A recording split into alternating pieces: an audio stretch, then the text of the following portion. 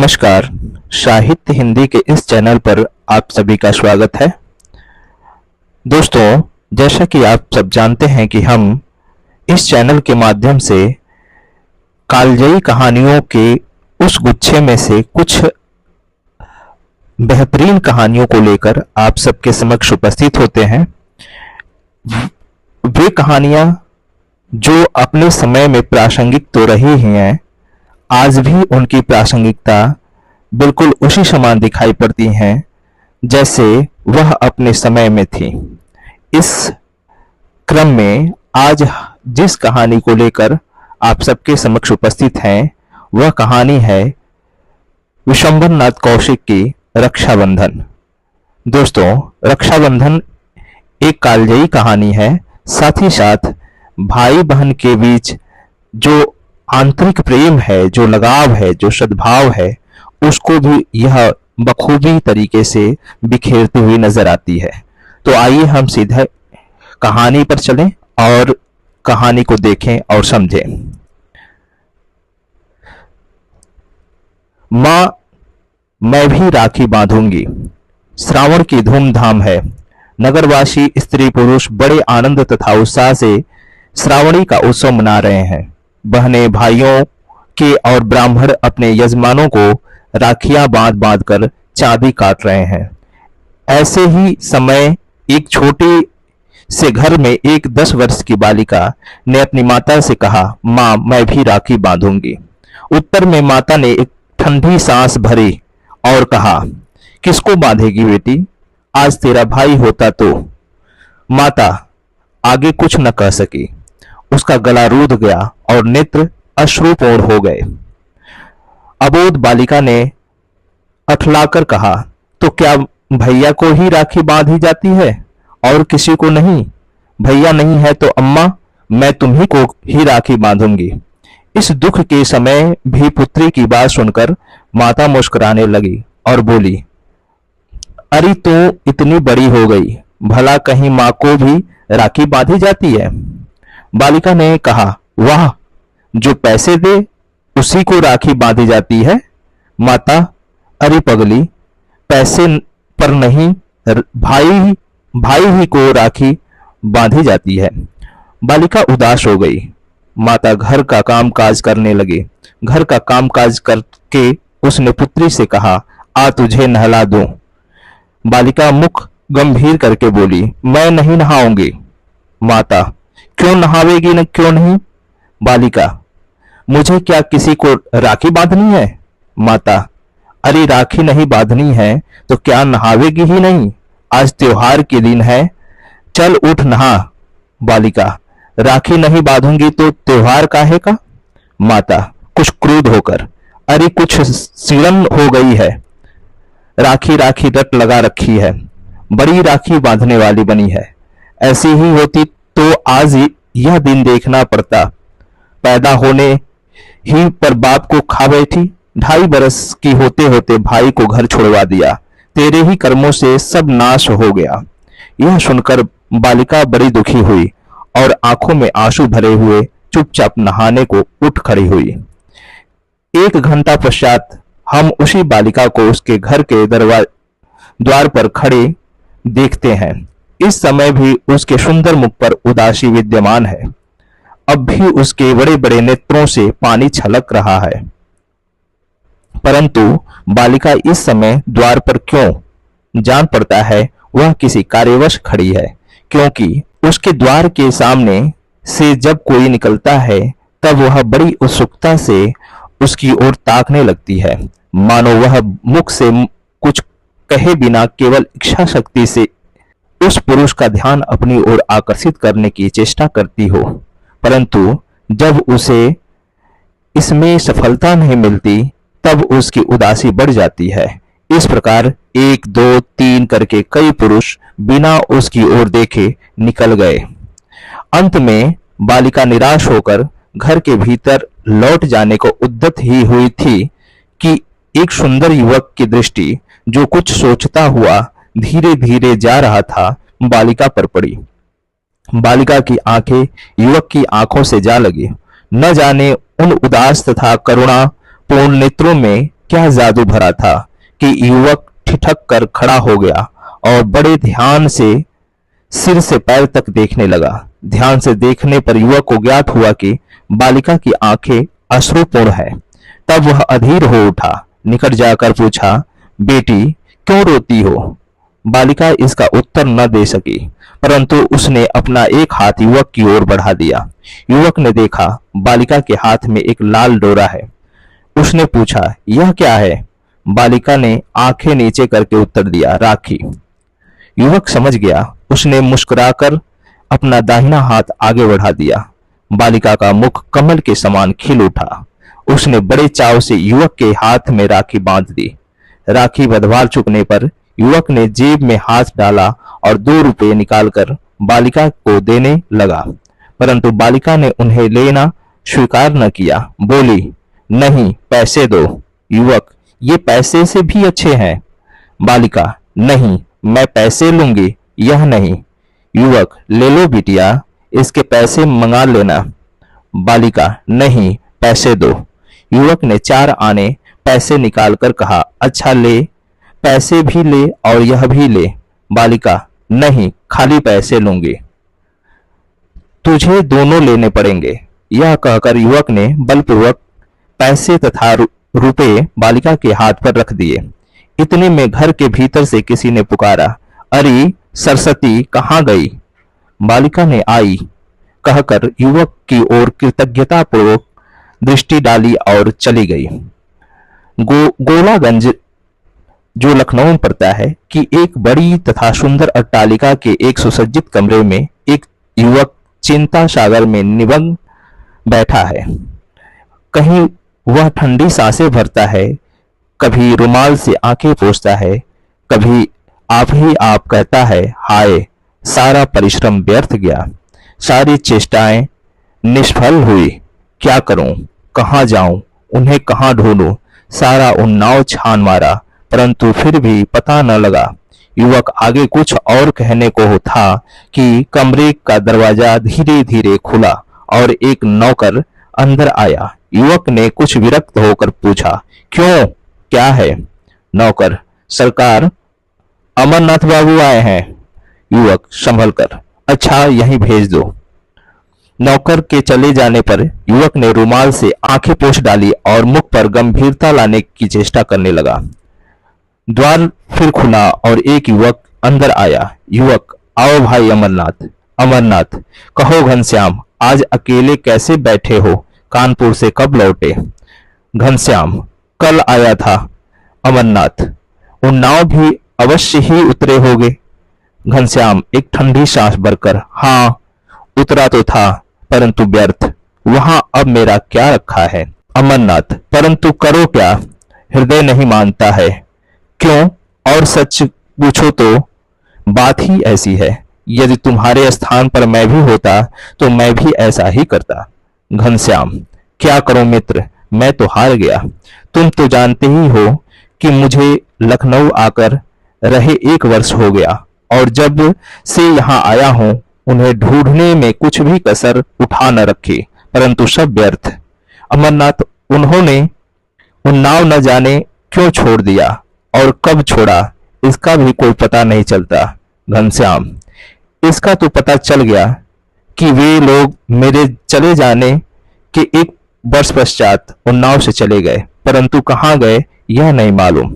अमरनाथ, यह किससे मालूम हुआ? घनश्याम, उसी मकान वाले से जिसके मकान में हम लोग रहते थे। अमरनाथ, अच्छा। घनश्याम, कुछ नहीं, यह सब मेरे ही कर्मों का फल है। यदि मैं उन्हें छोड़कर न जाता और यदि गया था तो उनकी खोज खबर लेता रहता, परंतु मैं तो दक्षिण जाकर रुपया कमाने में इतना व्यस्त रहा कि उनकी याद ही न आई, और जो आई भी तो क्षण मात्र के लिए। उफ, कोई भी अपने घर को भूल जाता है, मैं ही ऐसा अधम। अमरनाथ बात काटकर, अजी नहीं, सब समय की बात है। घनश्याम, मैं दक्षिण न जाता तो अच्छा था। अमरनाथ, तुम्हारा दक्षिण जाना तो व्यर्थ नहीं हुआ, यदि न जाते तो इतना धन। घनश्याम, अजी चूल्हे में जाए यह धन, ऐसा धन किस काम का? मेरे हृदय में सुख शांति नहीं तो धन किस मर्ज की दवा है। अमरनाथ, ए यह हाथ में लाल डोरा क्यों बांधा है? घनश्याम, इसकी तो बात ही भूल गया, यह राखी है। अमरनाथ, भाई वाह, अच्छी राखी है। लाल डोरे को राखी बताते हो? यह किसने बांधी? किसी बड़े कंजूस ब्राह्मण ने बांधी होगी। दुष्ट ने एक पैसा तक खर्चना पाप समझा, डोरे ही से काम निकाला। घनश्याम, संसार में यदि कोई बढ़िया से बढ़िया राखी बन सकती है तो मुझे उससे भी कहीं अधिक प्यारा यह लाल डोरा है। यह कहकर घनश्याम ने उसे खोलकर बड़े यत्न पूर्वक अपने बक्से में रख लिया। अमरनाथ, भाई तुम भी विचित्र मनुष्य हो, आखिर यह डोरा बांधा किसने है? घनश्याम, एक बालिका ने। पाठक समझ गए होंगे कि घनश्याम कौन है। अमरनाथ, बालिका ने कैसे बांधा और कहां? घनश्याम, कानपुर में। घनश्याम ने सारी घटना कह सुनाई। घनश्याम, अमरनाथ, यदि यह बात है तो सत्य ही यह डोरा अमूल्य है। घनश्याम, न जाने क्यों उस बालिका का ध्यान मेरे मन से नहीं उतरता। अमरनाथ, उसकी सरलता तथा प्रेम ने तुम्हारे हृदय पर प्रभाव डाला है। भला उसका नाम क्या है? घनश्याम, नाम तो मुझे नहीं मालूम, भीतर से किसी ने उसका नाम लेकर पुकारा था, परंतु मैं सुन न सका। अमरनाथ, अच्छा, खैर अब तुम क्या करने का विचार किए हो? घनश्याम, धैर्य धर कर चुपचाप बैठने के अतिरिक्त और मैं कर ही क्या सकता हूं? मुझसे जो हो सका मैं कर चुका। अमरनाथ, हाँ, यही ठीक भी है, ईश्वर पर छोड़ दो, देखो क्या होता है। पूर्वोक्त घटना को घटे हुए 5 वर्ष व्यतीत हो गए। घनश्याम दास पिछले बातें लगभग भूल गया, परंतु उसे बालिका की याद कभी कभी आ जाती है। उसे देखने वह एक बार कानपुर भी गया था, परंतु उसका पता न चला। उस घर में पूछने पर ज्ञात हुआ कि वह वहां से अपनी माता सहित बहुत दिन हुए न जाने कहां चली गई। इसके पश्चात ज्यों-ज्यों समय बीतता गया उसका ध्यान भी कम होता गया, पर अब भी जब वह अपना बक्सा खोलता तब कोई वस्तु देखकर चौंक पड़ता और साथ ही कोई पुराना दृश्य भी आंखों के सामने आ जाया करता। घनश्याम अभी तक अविवाहित है। पहले तो उसने निश्चय कर लिया था कि विवाह करेगा ही नहीं, पर मित्रों के कहने और स्वयं अपने अनुभव ने उसके विचार बदल दिए। अब वह विवाह करने को तैयार है, परंतु अभी तक कोई कन्या उसके रुचि के अनुसार नहीं मिली। जेठ का महीना है, दिन भर की जला देने वाली धूप के पश्चात सूर्यास्त का अत्यंत सुखद प्रतीत हो रहा है। इस समय घनश्याम दास अपनी कोठी के बाग में मित्रों सहित बैठे मंद मंद शीतल वायु का आनंद ले रहे हैं। आपस में हास्यपूर्ण बातें हो रही हैं। बातें करते करते एक मित्र ने कहा, अजी अभी तक अमरनाथ नहीं आए? घनश्याम, वह मनमौजी आदमी है, कहीं रम गया होगा। दूसरा, नहीं रम नहीं, वह आजकल तुम्हारे लिए दुल्हन ढूंढने की चिंता में रहता है। घनश्याम, बड़े दिल लगी बाज हो। दूसरा, नहीं, दिल लगी की बात नहीं। तीसरा, हाँ, परसों मुझसे भी वह कहता था कि घनश्याम का विवाह हो जाए तो मुझे चैन पड़े। ये बातें हो ही रही थी कि अमरनाथ लपकते हुए आ पहुंचे। घनश्याम, आओ यार, बड़ी उम्र है तुम्हारी, अभी तुम्हारी ही बात हो रही थी। अमरनाथ, इस समय बोलिए नहीं, नहीं एकाध को मार बैठूंगा। दूसरा, जान पड़ता है कहीं से पीटकर आए हो। अमरनाथ, तू फिर बोला क्यों? दूसरा, क्यों बोलना, किसी के हाथ बेच खाया है? अमरनाथ, अच्छा दिल लगी छोड़ो, एक आवश्यक बात है। सब उत्सुक होकर बोले, कहो कहो, क्या बात है? अमरनाथ घनश्याम से, तुम्हारे लिए दुल्हन ढूंढ ली है। सब एक स्वर से, फिर क्या तुम्हारी चांदी है? अमरनाथ, फिर वही दिल लगी, यार तुम लोग अजीब आदमी हो। तीसरा, अच्छा बताओ कहाँ ढूंढी? अमरनाथ, यही लखनऊ में। दूसरा, लड़की का पिता क्या करता है? अमरनाथ, पिता तो स्वर्गवास करता है। तीसरा, यह बुरी बात है। अमरनाथ, लड़की है और उसकी माँ, बस तीसरा कोई नहीं। विवाह में कुछ मिलेगा भी नहीं। लड़की की माता गरीब है। दूसरा, यह उससे भी बुरी बात है। तीसरा, उल्लू मर गए, पट्टे छोड़ गए, घर भी ढूंढा तो गरीब कहाँ, हमारे घनश्याम इतने धनाढ्य और कहाँ ससुराल इतनी दरिद्र। लोग क्या कहेंगे। अमरनाथ, अरे भाई, कहने और न कहने वाले हम ही तुम हैं, और यहाँ कौन बैठा है जो कहेगा। घनश्याम ने एक ठंडी सांस ली। तीसरा, आपने क्या भलाई देखी जो यह संबंध करना विचारा। अमरनाथ, लड़की की भलाई। लड़की लक्ष्मी रूपा है, जैसी सुंदर वैसी ही सरल। ऐसी लड़की यदि दीपक लेकर ढूंढी जाए तो भी कदाचित न मिले। दूसरा, हाँ, यह अवश्य एक बात है अमरनाथ, परंतु लड़की की माता लड़का देखकर विवाह करने को कहती है। तीसरा, यह तो व्यवहार की बात है घनश्याम, और मैं भी लड़की देखकर विवाह करूंगा। दूसरा, यह भी ठीक ही है अमरनाथ, तो इसके लिए क्या विचार है। तीसरा, विचार क्या, लड़की देखेंगे। अमरनाथ, तो कब। घनश्याम, कल। दूसरे दिन शाम को घनश्याम और अमरनाथ गाड़ी पर सवार होकर लड़की देखने चले। गाड़ी चक्कर खाती हुई महियागंज की एक गली के सामने जा खड़ी हुई। गाड़ी से उतरकर दोनों मित्र गली में घुसे। लगभग 100 कदम चलकर अमरनाथ एक छोटे से मकान के सामने खड़े हो गए और मकान का दरवाजा खटखटाया। घनश्याम बोले, मकान देखने से तो बड़े गरीब जान पड़ते हैं। अमरनाथ, हाँ, बात तो ऐसे ही है, परंतु यदि लड़की तुम्हें पसंद आ जाए तो यह सब सहन किया जा सकता है। इतने में द्वार खुला और दोनों भीतर गए। संध्या हो जाने के कारण मकान में अंधेरा हो गया था, अतएव ये लोग द्वार खोलने वाले को स्पष्ट न देख सके। एक दलान में पहुंचने पर ये दोनों चारपाइयों पर बिठा दिए गए और बिठाने वाली ने जो स्त्री थी कहा, मैं जरा दिया जला लूं। अमरनाथ, हाँ, जला लो।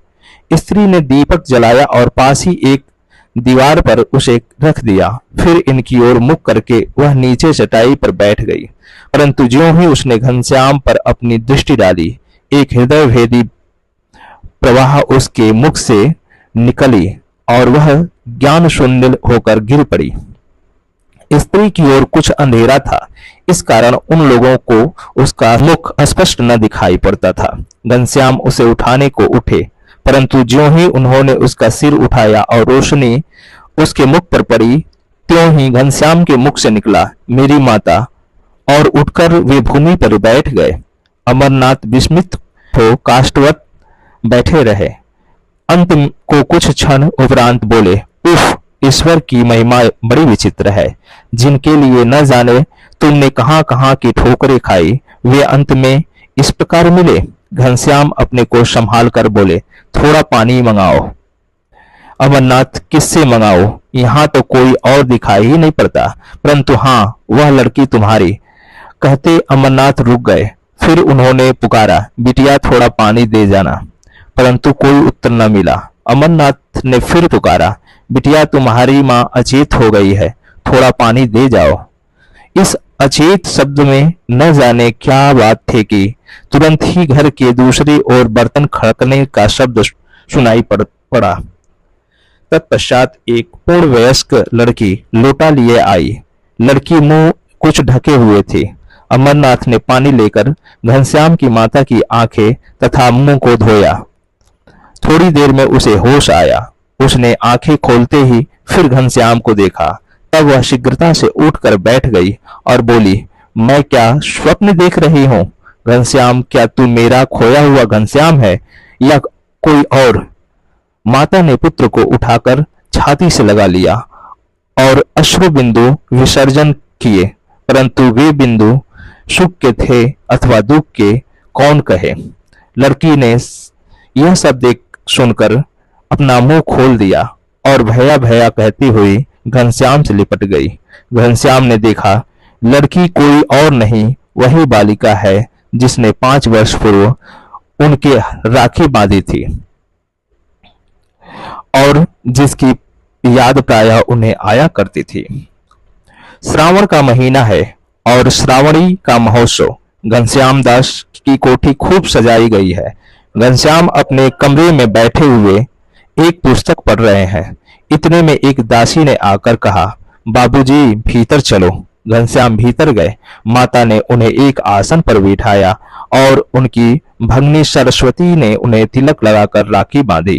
घनश्याम ने 2 अशरफियां उसके हाथ में धर दिए और मुस्कुराकर बोले, क्या पैसे भी देने होंगे? सरस्वती ने हंसकर कहा, नहीं भैया, ये अशरफियां पैसों से अच्छे हैं, इनसे बहुत से पैसे आवेंगे। आप सुन रहे थे आज की कहानी जिसका नाम है रक्षाबंधन।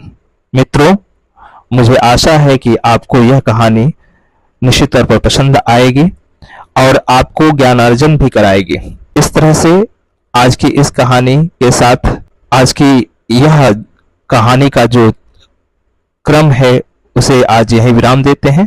पुनः मिलेंगे एक नए कहानी के साथ। तब तक के लिए विदा दीजिए। धन्यवाद।